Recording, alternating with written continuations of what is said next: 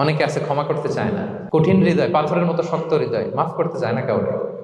উনি আবার মুনাজাতে বসলে আল্লাহ আল্লাহ আমারে মাফ করো, আল্লাহ আমারে ক্ষমা করো, কাঁদতে কাঁদতে বুক ভাসায়। উনি ক্ষমা চায় মাগার উনি কাউরে ক্ষমা করে না। এরকম ডাকাত আছে না নাই? চিন্তা করছেন? উনি ক্ষমা চায় আল্লাহর কাছে, কিন্তু উনি ক্ষমা করে না। প্রিয় ভাইরা, ক্ষমা করুন। যে ক্ষমা করে সে ক্ষমা পায়।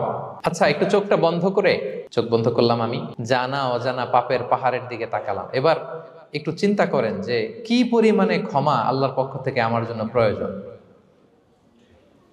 চিন্তা করেছেন? এবার চোখ খুলুন, পাপের পাহাড়ের দিকে একটু তাকান, আপনার আপনার জানা অজানা যে পাপের পাহাড়, তাকান এবং ভাবুন এগুলোর জন্য কি পরিমাণে ক্ষমা আল্লাহর পক্ষ থেকে আপনার দরকার, প্রয়োজন। সেই প্রয়োজনের তাগিদে হলেও ক্ষমা করুন। খেয়াল রাখবেন, যে ক্ষমা করে সে ক্ষমা পায়, যে অন্যকে ক্ষমা করে না সে ক্ষমা পায় না। তাহলে আল্লাহর কাছে ক্ষমা চাওয়ার আগে আপনি আপনার পাশের লোকদেরকে ক্ষমা করবেন। পারা যাবে তো ইনশাআল্লাহ?